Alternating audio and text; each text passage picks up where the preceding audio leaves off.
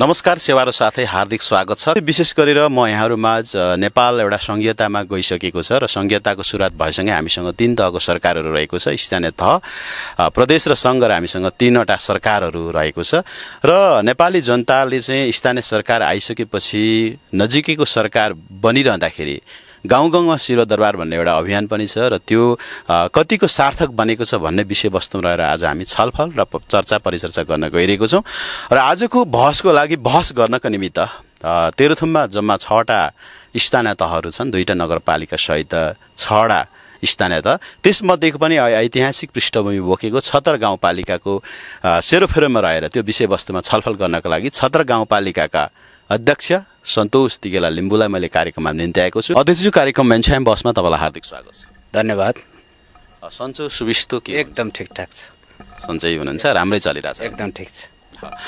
अब मैले अलिकति कार्यक्रमको ओपनिङमा भनेको छु, स्थानीय तह भनेको जनताको सबैभन्दा नजिकको सरकार हो, हैन?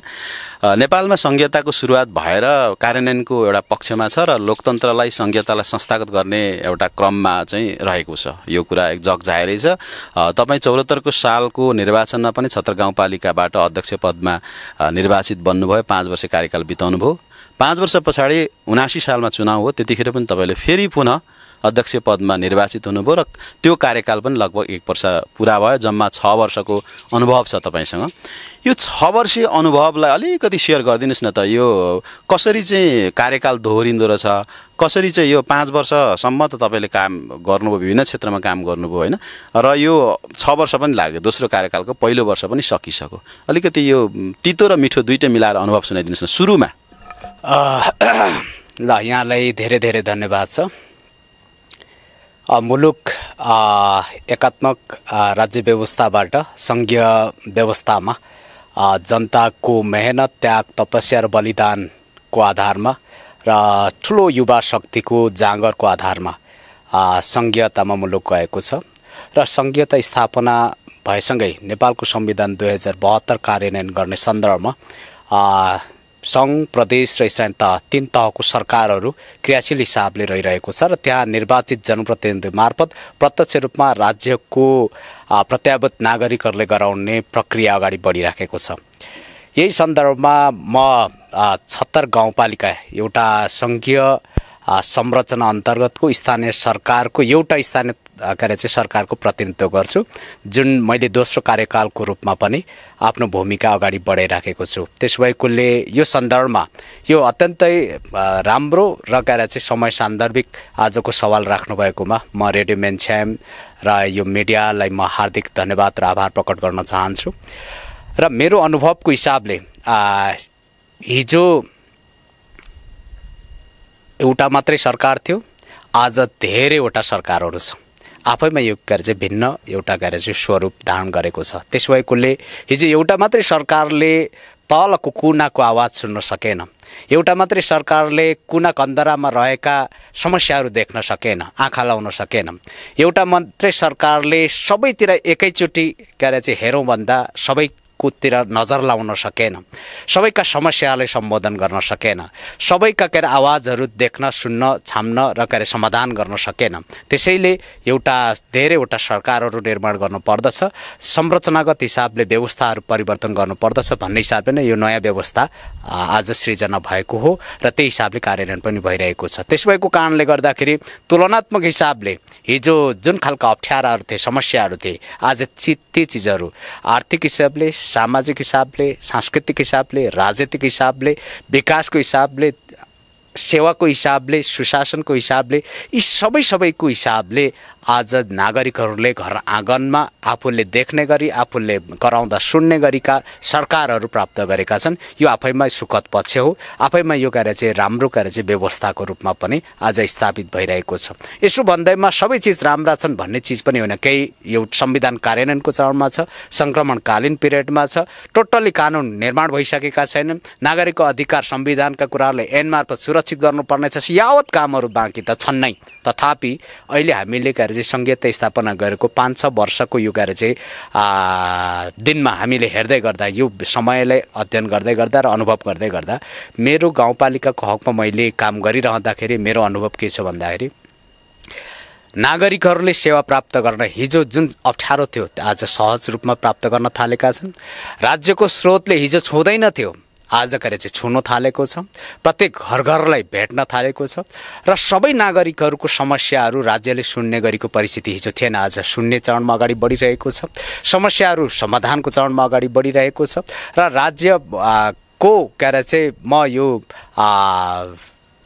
पालिका अन्तर्गतको नागरिक हुँ र मेरो पनि केही हक अधिकार छ भन्ने हिसाबले कुराहरू उठ्न थालेका छन् र केही मैले उठाउँदा ठिक हुन्छ भन्ने हिसाबले नागरिकले स्वतःस्फूर्त आवाजहरू उठाउन पनि थालेका छन्। मान्छेले गुनासो गरे, आलोचना गरे र यहाँ के अरे चाहिँ समस्या भयो, त्यहाँ समस्या भयो, यहाँ समस्या भयो, यो चिज भन्दैमा यो के अरे चाहिँ नकारात्मक कुरा होइन। यो त लडेर ल्याए लोकतन्त्रको, यो के अरे चाहिँ सङ्घीय लोकतान्त्रिक गणतन्त्रको उपलब्धि हो। आज समस्या उठान भयो, कसैले फेसबुकमा लेख्यो, कसैले आवाज उठायो, कसैले के अरे चाहिँ समूहबाट के अरे चाहिँ नारा जुलुस लायो, यो अनौठो कुरा होइन।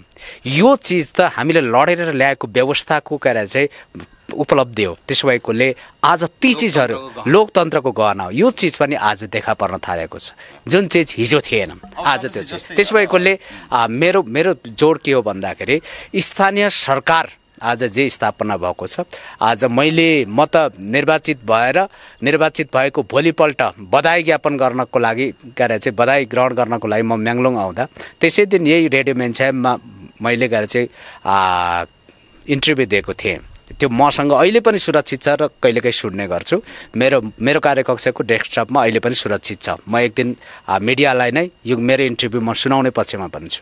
मैले त्यो मितिमा 74 सालको असार के अरे चाहिँ 24-25 गते होला मैले दिएको। त्यो दिन मैले भनेको थिएँ 76 नागरिकहरूले खानेपानी प्राप्त गर्नेछन्, जुन खानेपानीको हाहाकार थियो। 76 मान्छेहरू सिँचाइ के अरे चाहिँ नभएको ठाउँमा सिँचाइ पुग्नेछ, जुन चाहिँ के अरे चाहिँ संरचना थिएन र आज हुँदैछ। 76 मान्छेले कालोपत्रे सडक के अरे मा यात्रा गर्न पाउनेछन्, त्यो चिज के अरे चाहिँ मैले निर्वाचित भोलिपल्ट पर्सिपल्ट बनाएको थिएँ, आज त्यो सम्भव भएको छ। 76 मान्छेले सेवा जुन हिसाबले असहज हिसाबले उपभोग गरिरहेका छन् ती चिज पाउँछन्, आज पाइराखेको परिस्थिति छ। राज्यको स्रोत के अरे विनियोजन गर्ने चिज आज एउटा के अरे चाहिँ पाखुरीको आधारमा, पहुँचको आधारमा, आज एउटा नेतृत्वको के अरे चाहिँ उसको आधारमा वितरण प्रणाली जो छ त्यो चिज होइन। राज्यको स्रोतहरू चाहिँ कुना कन्दरासम्म एक टोल एक विकास निर्माणको काम, टोल वाडामा स्रोतहरू सुनिश्चित गर्दाखेरि कम्तीमा त्यहाँको भूगोलको आधारमा, जनसङ्ख्याको आधारमा, समानुपातिकले पाउने हकको आधारमा हामीले स्रोतहरू विन्यास गरेर अगाडि बढाउनु पर्छ। यी सैद्धान्तिक मान्यताका साथ कामहरू अगाडि बढिरहेका छन्।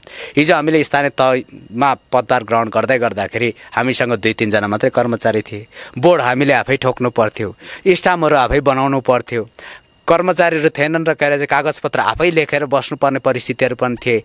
आज के अरे बिस्तारै कर्मचारीको के अरे चाहिँ पूर्ति भएको छ। कानुनहरू विहीनताको स्थिति थियो। कानुन आज मेरै पालिकामा करिब 100वटा कानुनहरू निर्माण भएका छन्। त्यो कानुन निर्माण हुनु भनेको 76 नागरिकहरूको अधिकार सुनिश्चित गर्दै जानु हो।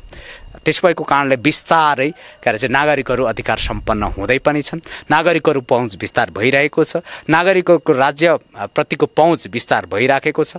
नागरिकहरूको के अरे चाहिँ आवश्यकताहरू दिनादिन के अरे चाहिँ समाधानको हिसाबले अगाडि बढिरहेको छ र मेरो अनुभव यो सुखद रहेको छ र विकासको हिसाबले केही के अरे चाहिँ आंशिक अवरोधहरू, कोभिडका अवरोध, राजनीतिक के अरे चाहिँ उथलपुथलको अवरोध, अनि के अरे चाहिँ निर्वाचनहरूले के अरे चाहिँ हामीले राजनीतिक व्यक्तित्वहरूलाई असर पार्ने, समय खत्तम पार्ने ती त्यस्ता सामान्य अवरोधहरू, यस्ता असजिला चिजहरू बाहेक सबै चिजहरूमा के अरे चाहिँ हामीले जनताको बिचमा संविधानको मर्म, आन्दोलन र के अरे चाहिँ अहिलेसम्मको के अरे चाहिँ ऐतिहासिक उपलब्धिहरूको मर्म, अनि त्यस पछाडि सङ्घीयताको खास गरी मर्म र नागरिकको चाहना अनुसार हामीले कामहरू अगाडि बढाइराखेको छ। म व्यक्तिगत हिसाबले काम गरेको कुरामा 100% नहोला, तर केही आंशिक प्रतिशतको हिसाबले म आफू सन्तुष्ट छु। जस्तै कुरा त धेरै यहाँले गर्नुभयो होइन, सडकको कुरा पनि उठाउनुभयो, खानेपानीको उठाउनुभयो, अधिकार स्थानीय अधिकारका कुराहरू गर्नुभयो। धेरै जनताले पाएका छन्, प्राप्त गरेका छन्। आंशिक गुनासो बाहेक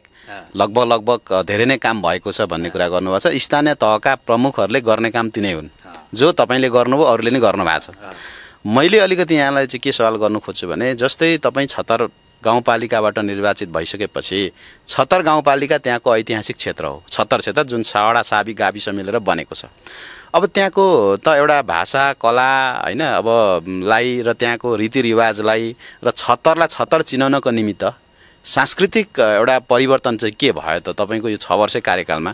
त्यहाँ जस्तै अब मौलिक अधिकार मौलिक कुराहरू त आइसके, त्यहाँ नागरिकले पाउने कुरा आए, विकासका कुरा पनि केही परिवर्तन पक्कै भएर भएका पनि छन्, गर्नु भएको छ।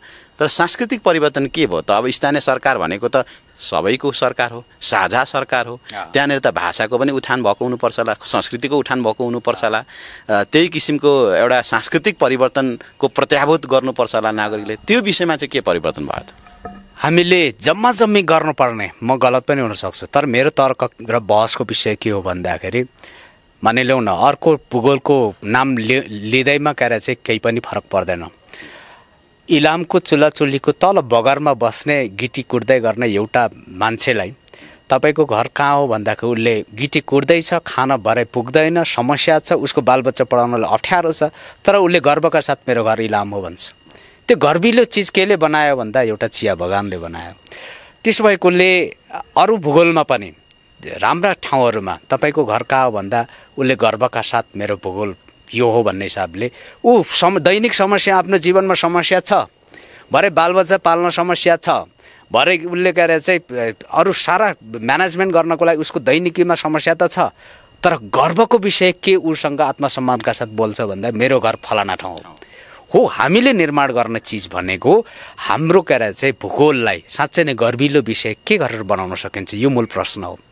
त्यहाँ अनेक समस्या होलान्, शिक्षाका काम गर्नुपर्ने, स्वास्थ्यको काम गर्नुपर्ने, सेवाको काम गर्नुपर्ने, पूर्वाधारको काम गर्नुपर्ने, यी यावत चिजहरू होलान्। तर त्यो भूगोलका नागरिकहरूले मेरो घर चाहिँ आत्मसम्मानपूर्वक फलानु भूगोल हो भन्ने चिज चाहिँ हामीले त्यो आत्मविश्वास, त्यो गर्विलो चिज निर्माण गर्ने चिजमा हामी जाने हो। त्यस भएको कारणले गर्दाखेरि अहिले 76 हिजोको 76 भनौँ न चाहिँ संघीयता निर्माण नहुँदाखेरिको 76 को चाहिँ हेर्ने दृष्टिकोण र आजको मितिको चाहिँ 76 मा के छ त भन्ने हिसाबले तुलनात्मक हिसाबले यहाँ इन्डिकेटर फिट गरेर काम गर्ने हो। शिक्षामा 76 कहाँ छ, स्वास्थ्यमा 76 कहाँ छ, विकासमा 76 कहाँ छ, त्यहाँको सांस्कृतिक पक्षमा 76 कहाँ छ, त्यहाँको प्रशासनिक काममा 76 कहाँ छ, त्यहाँको सेवा सुविधाको वितरण प्रणालीमा चाहिँ 76 कहाँ छ, अनि समग्र रूपमा त्यहाँको प्रतिनिधित्व र त्यहाँको उपस्थितिको हिसाबले 76 कहाँ छ। यो हिसाबले हेरेर त्यहाँका नागरिकहरूले आनन्दले चाहिँ आफ्नो अभिव्यक्ति दिने हो। त्यस भएको कारणले गर्दाखेरि म दाबी त गर्दिनँ, तर चाहिँ अहिले तुलनात्मक हिसाबले हिजो र आजमा त्यो चाहिँ नागरिकहरूले प्रत्याभूत गर्ने गरीको परिस्थिति निर्माण भएको छ भन्ने मेरो दाबी हो। तपाईले बुदागत हिसाबले यो भयो भन्दा के भयो होला? म चाहिँ बुदागत रूपमा पूर्वाधार सेक्टरमा पनि चाहिँ बुदागत रूपमा भन्न सकिन्छ, शिक्षामा पनि विषयगत रूपमा पनि भन्न सकिन्छ। मूल रूपमा चाहिँ 76 गाउँपालिकाको म तपाईँको प्रश्नमा कला, संस्कृति, साहित्य र भाषासँग जोडेर म आफ्नो कुराहरू राख्छु। सबैभन्दा इम्पोर्टेन्ट चिज चाहिँ त्यो चिज हो। म अहिले चाहिँ अहिले भदौरे पूर्णिमा मेरो मेला पनि आएकोले गर्दाखेरि म त्यो चिजमा अहिले प्रसङ्गमा जोडिन्छु। तर तपाईँको अहिले पछिल्लो प्रश्न के हो भन्दा बुदागत रूपमा 76 मा के भयो, नागरिकले के पाए? नम्बर 1, 76 का नागरिक खानेपानी चाहिँ पैँचो सापट्टि लिएर तमौरबाट चाहिँ 3 घण्टा 5 घण्टा दिनमा एकाग्र पानीले मान्छे पनि बच्नु पर्थ्यो, जनावर पनि बचाउनु पर्थ्यो, घरपालुवा जनावर पनि बचाउनु पर्थ्यो। आज त्यो चिजको अन्त्य भएको छ। चाहिँ पानी आयो, सडक निर्माण भयो, हामी चाहिँ त्यो अझै एउटा हिसाबले अगाडि बढाउँदैछौँ। अर्को चिज पर्यटकीय हिसाबले गन्तव्य स्थानहरू हामीले पहिचान गर्यौँ, आज निर्माण भएका छन् र काम धमाधम भइरहेको छ। च्याङ्लुङ गुफा, गुफाभित्रको गुफा आज निर्माण भएको छ। हिजो जङ्गल थियो, आज गुफाको रूपमा स्थापना भएको छ। आज मलाई लाग्छ नेपालभरिमा त्यस्ता खालका गुफा छैनन्, आज च्याङ्लुङ गुफा स्थापना भएको छ। मार्ग पोखरी प्रवर्धनको काम अगाडि बढिरहेको छ। त्यहाँका ऐतिहासिक हिसाबले, मानव सभ्यता विकासको हिसाबले नागा चाहिँ हिजो चाहिँ दास युगमा, जङ्गली कृषि युगमा, शिकार गर्ने चाहिँ युगमा मान्छेहरू त्यहाँ बस्दथे र गुफा त्यस्ता ओडाहरू हामीले प्रमोट गरिरहेका छौँ। किरात याक्थुम चुम्लुङको चाहिँ ऐतिहासिक कतिऔँ हो, दोस्रो होला मध्यम राष्ट्रिय गोष्ठी गुफाभित्र भयो, सम्पन्न भयो, गुफामै बसेर सम्पन्न भयो। हामीले त्यो लगानीको चाहिँ प्रबन्ध मिलायौँ। आज त्यसको प्रचार भएको छ, डकुमेन्ट्री तयार भएको छ, त्यसको संरक्षणको काम भइरहेको छ।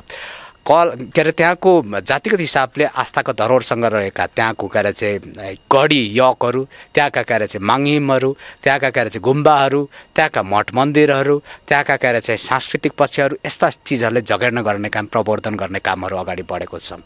शिक्षाको हिसाबले हिजोको शिक्षा र आज, हिजो एउटा दरबन्दी लानलाई जिल्लादेखि के अरे चाहिँ 15 जना नेताहरूको के अरे चाहिँ फेरो समाउनु पर्थ्यो भने आज प्रत्येक विद्यालयमा दरबन्दीहरू पुरा गर्ने, माध्यमिक विद्यालयमा दरबन्दी पुरा गर्ने कामहरू सम्पन्न भएको छ। कर्मचारी शिक्षकहरूको जनप्रतिनिधि के अरे चाहिँ बालबच्चाहरू सामुदायिक विद्यालयमा पठन पठाउने काम अगाडि बढेको छ र बोर्डिङ बन्द भएका छन्। सामुदायिक विद्यालयमा विद्यार्थी सङ्ख्या बढ्दो स्थितिमा अगाडि बढेको छ। भाषा शिक्षाको हिसाबले 50% भन्दा माथि जुन क्लस्टरमा जुन भूगोलको बालबच्चाहरूको उपस्थिति छ, त्यो सम्बन्धित विद्यालयले त्यो सम्बन्धित मातृभाषा बहुल सङ्ख्याको आधारमा मातृभाषाको अनुमति माग्न सक्दछ र गाउँपालिकाले नीतिगत हिसाबले निर्णय गरेर उसलाई गएर चाहिँ भाषा पठन पाठनको लागि अनुमति प्रदान गर्छ। हामीले एउटा विद्यालयबाट सुरुवात गरेका छौँ हैन। अहिले एउटा विद्यालयबाट सुरुवात भएको छ, जनज्योति आधारभूत विद्यालय 76 गाउँपालिका वार्ड नम्बर 6 को कोलाबुङबाट त्यहाँ गएर चाहिँ पठन पाठन हुन्छ। आज त्यहाँ अनुमति औपचारिक प्राप्त गरेको छ लिम्बू भाषाको। त्यस्तै गरी शेर्पाको डङडङ्गेमा शेर्पाको बहुलता, शेर्पा भाषाको त्यहाँको 50% भन्दा बढी छले उसले अनुमति प्राप्त गर्छ र उसले त्यहाँ पठन पाठन गराउँछ। मागहरू गएर चाहिँ प्रशस्त मात्रामा आइपुगेको छ नि। यो जनचेतना पुर्याउनको लागि सम्बन्धित सङ्घ संस्थाहरूलाई मैले अनुरोध र अपिल पनि गरिराखेको छु। 6 वर्षको दौडानमा एउटै मात्रै स्कुलमा सुरुवात गर्नु त अलिक दुःखद होला नि अझै। अनि यो कस्तो हो भन्दाखेरि सुरुवात गर्न म एकै वर्षमा धेरैवटा सुरुवात गर्दैन सक्छु। सुरुवात गर्न ठुलो कुरा होइन, त्यसको दिगोपनाको योजना सबैभन्दा ठुलो कुरा हो। मैले के भनिराखेको छु भन्दाखेरि जुन विद्यालयमा, त्यो विद्यालयमा अर्को एउटा अनुदान दिएर गर्ने काम मेरो कार्यकालमा गर्छु, त्यो कार्य चाहिँ अर्कोले निरन्तरता दिएन भने त्यो मर्छ सकिन्छ। त्यस भएको कारणले गर्दाखेरि त्यहाँ भइरहेको मानव स्रोतको व्यवस्थापनसँग त्यहाँ दरबन्दी भइरहेको छ भने त्यसले ट्रेन्ड बनाएर त्यो समुदायको उपस्थिति छ भने अथवा सर्व गरेर त्यहाँ पुर्याएर ट्रेन बनाएर रेगुलर रूपमा अनुमति प्रदान गरेको चाहिँ जीवन्त रहन्छ र रेगुलर चलिरहन्छ। मेरो तर्क र कार्य चाहिँ बहस यो हो। कार्यान्वयन एकचोटि कार्य चाहिँ भाषा शिक्षकहरू झ्याप्पै राखेर पढाउने कुरा हिजो जिल्लाभरि अभ्यास गरिएको हो, अन्ततः कार्य चाहिँ हरायो। किन भन्दाखेरि त्यो कार्य चाहिँ दीर्घकालीन नीतिसँग जोडिएको थिएन। त्यो आंशिक कार्य चाहिँ तत्काल निर्णयको आधारमा मात्रै गरियो, त्यसले दिगोपना दिन सकेन। तर दिगोपना के गरेर सक्छ भन्दाखेरि चाहिँ हामीले नीति बनाइयो, नीति बनाएपछि त्यो फ्रेममा जनशक्ति तयार गरियो, उसले अनुदान गइराख्ने एउटा फ्रेम बनायो र क्यारे चाहिँ पढाइराख्यो भने त्यो गएर चाहिँ दिगो हुन्छ। हाम्रो अहिले गएर चाहिँ जुन हिसाबले चेन तयार गरिएको छ यो दिगो रूपमा अगाडि बढ्छ र अरू स्कुलहरूले पनि विद्यालयहरूले पनि माग गरेको खण्डमा त्यो पाउँछन्। यो एउटा पाटो हो शिक्षाको क्षेत्रमा। र अरू कार्य चाहिँ स्वास्थ्यको क्षेत्रमा एकपटक यहाँले त जनप्रतिनिधिको र कर्मचारीको चाहिँ सन्तानहरू अनिवार्य सामुदायिक विद्यालयमा पढ्ने नीति बनाउनु भएको थियो नि। सामुदायिक विद्यालयमा अहिले पनि अनिवार्य छन्। त्यो कतिको प्रभावकारी छ, सबैले पढाएका छन्। आंशिक केही उजुरीहरू कार्य चाहिँ असन्तुष्टहरू आएको छ, त्यसमा फेरि अहिले ऐनमा संशोधन भएर आइसकेको छ। म यही मिडियाबाट आह्वान गर्छु सबैजनाले कार्य चाहिँ सामुदायिक विद्यालय पठन गराउनुपर्छ, किनभने राज्यमा आफूले स्रोतमा जोडिसके पछाडि आफैले कार्य चाहिँ अविश्वास गर्नु कार्य चाहिँ त्योभन्दा ठुलो गलत के पनि हुँदैन। त्यस भएको कारणले गर्दाखेरि सबैजनाले फेरि पनि मैले आंशिक रूपमा केही समस्या छ भने कार्य चाहिँ आह्वान पनि गर्छु कार्यान्वयन गर्नको लागि। अहिले ऐनमा व्यवस्था भइसकेको छ र त्यसमा कडाइका साथ कार्यान्वयन भइरहेको छ र त्यसले नतिजा पनि दिएको छ। जस्तै खेलकुद क्षेत्रको कुरा गर्न त हैन, खेलकुदमा अब लगभग हरेक पालिकाले, अब 76कै मात्रै कुरा नगरौँ, सबै पालिकाले चाहिँ प्रत्येक साल झन्नै करोडको हाराहारीमा नत्र नि 50 लाख 20 लाखदेखि माथि चाहिँ विनियोजन गरेर विभिन्न वडामा विभिन्न चाहिँ टोलमा चाहिँ फुटबल भलिबल लगायतका खेलकुदहरू खेलाइन्छ। पुरस्कार राखिन्छ, पुरस्कार पनि स्वयं पालिकाले व्यवस्थापन गरेको हुन्छ। जितेर लान्छ, कुनै टिमले लान्छ, सिल लान्छ, कहिले आयोजकले नि राख्छ। त्यसरी त्यो सालमा चाहिँ 50 लाखौँ रुपियाँ विनियोजन खेलकुद क्षेत्रमा, त्यो पनि फुटबल खेलाउने शर्तमा, भलिबल खेलाउने शर्तमा पुरस्कार दिने गरी एउटा एम्पायरलाई चाहिँ फी तिर्ने गरेको र एउटा जर्सी र फुटबल चाहिँ भलिबल किन्ने शीर्षकमा चाहिँ लाखौँ बजेट गरेर खेलकुद क्षेत्रको प्रबन्धन होला त? तपाईँ त बौद्धिक मान्छे हो। यस्तो हामीले भनौँ न अघिल्लो गएर चाहिँ पुस्ताका मान्छेहरूलाई एकचोटि गएर चाहिँ भलाकुसारी गर्दा उसले आफ्नो समुदाय फर्केर जाँदा, मनैले अहिले काठमाडौँ बस्ने कुनै रोजगारीमा विदेश बस्नेहरूलाई गएर चाहिँ एकचोटि समुदाय र उसको बाल्यकाल सोद्धाखेरि उसले आनन्दका साथ के गएर चाहिँ आफ्नो अनुभव केमा गएर चाहिँ खुसियाली मनाउँछ भन्दाखेरि हिजो गएर चाहिँ धान उठाउँदा बिटा बोक्दाखेरि उसले चाहिँ डिललाई साथ राखेर फलार्नेको त्यो बाजी जितेको, एक अर्कामा लाप्पा खेल खेलेर चाहिँ एक अर्कामा मनोरञ्जन गरेको, अनि चाहिँ एउटा हुल गोठालो जाँदाखेरि डन्डीबिउ खेलेको, अनि त्यस पछाडि चाहिँ आँगनमा बसेर सिङ्का लुकाइहरू खेलेको, यस्ता चिजहरूले उसलाई बढी से बढी सामाजिक सम्बन्धको हिसाबले उसले आफू गर्वका साथ ती चिजहरू स्मरण गर्छ। आज किन त्यो स्मरण गर्यो भन्दाखेरि त्यतिखेरका लोकप्रिय खेलहरू त्यो थिए, त्यतिखेर सामाजिक खेलहरू त्यो थिए। ती खेलहरूले सामाजिक सम्बन्ध र सामाजिक भावनाको एउटा मर्म कहाँसम्म रह्यो भन्दाखेरि त्यो मन मस्तिष्क र मुटुसम्म उसले बोकिरह्यो। त्यसो भएकोले मैले सन्दर्भ कहाँ जोड्न खोजेको भने खेलकुद आयोजना गर्नु भनेको सामाजिक सम्बन्ध मजबुत बनाउने चिज हो, सामाजिक भावना एकीकृत गर्ने चिज हो। चाहिँ एउटा पुस्ताको चाहिँ एउटा उमेर समूहको एउटा भावनात्मक एकता जोड्ने चाहिँ महत्त्वपूर्ण चिज खेल हो एउटा पाटोबाट। अर्को चिज त्यो खेलले विकासमा टेवा पुर्याउने, युवाहरूको चाहिँ सशक्तिकरणमा टेवा पुर्याउने, युवाहरूको चाहिँ शारीरिक स्फूर्तिमा त्यसले योगदान पुर्याउने, त्यहाँ चाहिँ त्यो सम्बन्धित टोल र भूगोलको पहिचान अरू ठाउँमा चाहिँ स्थापित गराउने, यावत हाम्रा चाहिँ राष्ट्रिय खेलाडीहरू उत्पादन गर्ने हाम्रा अरू चाहिँ हाम्रा राष्ट्रिय चाहिँ पालिका स्तरीय हाम्रो उद्देश्यगत उद्देश्यहरू त रहे। त्योभन्दा सबैभन्दा ठुलो चिज के हो भन्दाखेरि तपाईँले खेलकुदमा 2 लाख रुपियाँ 3 लाख रुपियाँ खर्च गरेको चिजमा आज चाहिँ हामीले आलोचना गर्नु हुँदैन भन्छु म। किनभने त्यो एउटा खेलले त्यो समाजको एउटा सामाजिक सम्बन्धलाई, एउटा पुस्ताको सामाजिक सम्बन्धलाई साह्रै दरिलो हिसाबले बाँधिदिन्छ। आज ती चिजहरू एउटा खेल पनि खेलिँदैन, एउटा मेला पनि लाग्दैन, एउटा पर्व पनि लाग्दैन, त्यो सामाजिक सम्बन्ध बिस्तारै हराउँदै जान्छ र चाहिँ त्यो भूगोल बिस्तारै उजाड लाग्दो स्मरण योग्य नभएको जस्तो चाहिँ हुन्छ। त्यस भएको कारणले गर्दाखेरि यसले यस्तो मजबुत एउटा चाहिँ सामाजिक सद्भाव, माया, त्यो भूगोलको माटो अथवा त्यसले चाहिँ भावनात्मक एकता एउटा चाहिँ स्मरणको हिसाबले जुन चिज योगदान गर्छ त्यो पैसा पछि खर्च गरेर किन्न पाइँदैन। पछि खर्च गर्छ त्यो चिज फेरि कतै टेप रेकर्ड भयो चाहिँ ल्याउँला सुनाउँला भन्ने चिजले पाइँदैन। त्यसो भएको कारणले गर्दा त्यो बडो चाहिँ महत्त्वपूर्ण पाटो हो। हामीले सबैभन्दा ठुलो अब चाहिँ खर्च गर्नुपर्ने चिजै के हो भन्दाखेरि हाम्रो सामाजिक सम्बन्धहरू। आज बस्ती बस्तीमा पनि यो सञ्चार माध्यमहरूले आज बजार एरियामा एउटा घरदेखि अर्को घरको चिन्जान परिचर्चा यस्ता चाहिँ परिचित हुने माध्यमहरू हराउँदै गएको छ। हामीले अब सामाजिक सम्बन्धहरूलाई एकीकृत गर्ने खालका हाम्रा लोप भएका चाहिँ संस्कृतिहरू, लोप भएका चाहिँ कलाहरू, लोप भएका खेलहरू, हाम्रा चाहिँ भइरहेका प्रचलित भएका खेलकुदहरू, हाम्रा मेला पर्वहरू हाम्रो जीवन्त राख्ने कामले नै हाम्रो भावनात्मक एकतालाई मजबुत गर्छ, सामूहिकताले मजबुत गर्छ। आज बिस्तारै मान्छेहरूको चेतनामा, मान्छेहरूको चाहिँ दिमागमा चाहिँ सामूहिकता हराउँदै गएको छ। जसले जेल मन लाग्यो त्यही गर्ने, जसले चाहिँ सामूहिक भावनामा नगर्ने, आज 15 जनाको होल चाहिँ कुदेर सामूहिक भावनाका साथ एकीकृत हुन नसक्ने, आफ्नो आफ्नो हिसाबले दृष्टिकोण राख्ने, यस्ता चिजहरू हराउनुको कारण नै के हो भन्दाखेरि हामीले त्यस्ता सामाजिक सम्बन्ध राख्ने चिजहरूको इभेन्ट नै गर्न छोड्यौँ, मेला लाग्नै छोड्यौँ। मेलामा एउटा चाहिँ आनन्द 15 जना एउटा टोलको मान्छे आउँदाखेरि त्यहाँ मनोरञ्जनपूर्ण वातावरणका साथ उसले टोलमा गएर समीक्षा गर्दाखेरिको एउटा स्मरण, एउटा सामाजिक सम्बन्धको एउटा चाहिँ जागरण जुन चिज हो त्यो चिज पछि फेरि एउटा अर्कै चाहिँ 1.5 लाख खर्च गरेर गोष्ठीले पनि गर्न सक्दैन। त्यो त्यति महत्त्वपूर्ण त्यो चिज हुन्छ। त्यसो भएकोले खेलकुदमा लगानी गर्न जरुरी छ, मेला पर्वमा लगानी गर्न जरुरी छ। मेला पर्वले बहुआयामी काम गर्छ, आर्थिक हिसाबले त्यसलाई चाहिँ रोटेसनको कामहरू गर्छ, बाहिरको पुँजी त्यहाँभित्र ल्याउँछ, त्यहाँ उत्पादित चिजवस्तु बजारीकरण हुन्छ। अर्को अदृश्य हिसाबले सामाजिक सम्बन्ध मजबुत हुन्छ।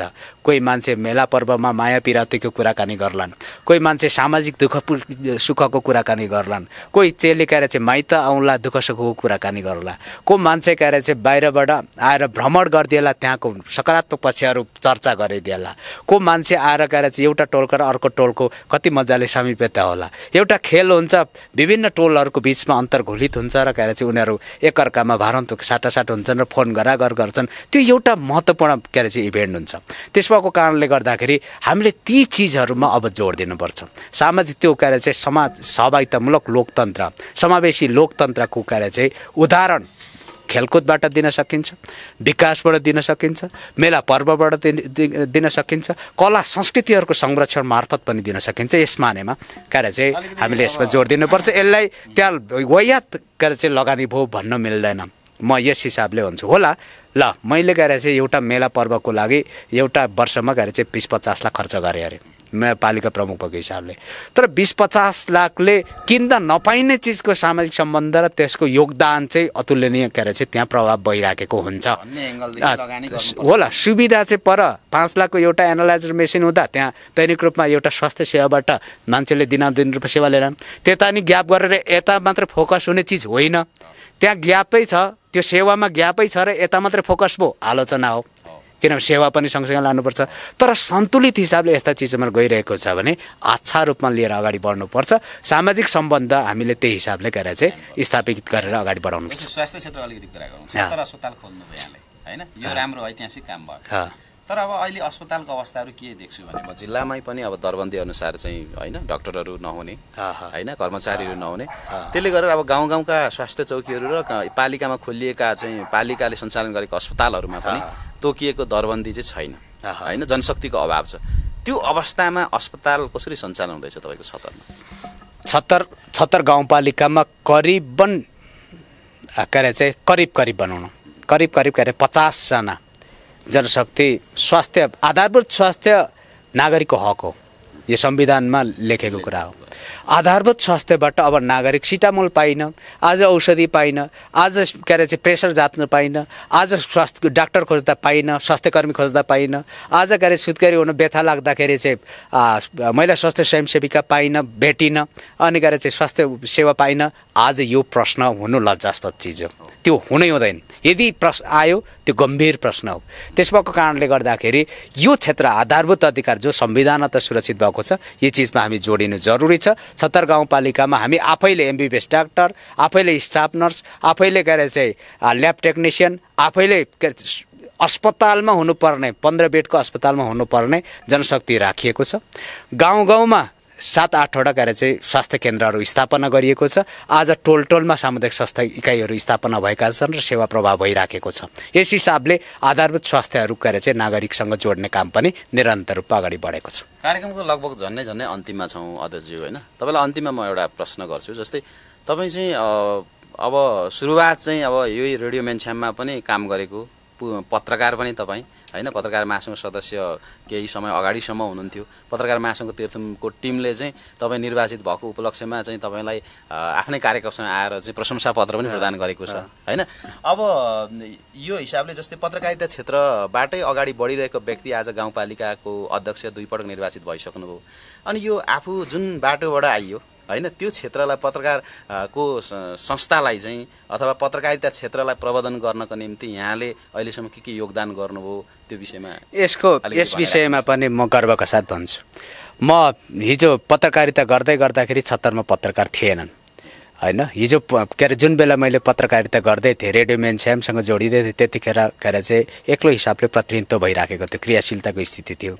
आज गर्वका साथ भन्नुपर्छ 76 मा चाहिँ एउटा मिडिया हाउस पनि स्थापना भएको छ, एफएम पनि स्थापना भएको छ। त्यहाँ चाहिँ अनलाइनहरू पनि 2-3 वटा दर्ता भएका छन्। अनि त्यहाँबाट सञ्चारका चाहिँ थप जनशक्तिहरू पनि उत्पादन भएको छ, प्रमोट पनि भइराखेको स्थिति छ र गाउँपालिकाले सहयोग पनि गरिरहेको छ। म आफू यही क्षेत्रमा भएकै कारणले गर्दाखेरि आदिवासी जनजाति फोनिजको चाहिँ मैले प्रदेश भेला पनि आयोजना गरेँ, आन्तरिक पर्यटन प्रमोट गर्ने हिसाबले पनि पत्रकार महासङ्घको प्रदेशको बैठक पनि आयोजना गरेँ।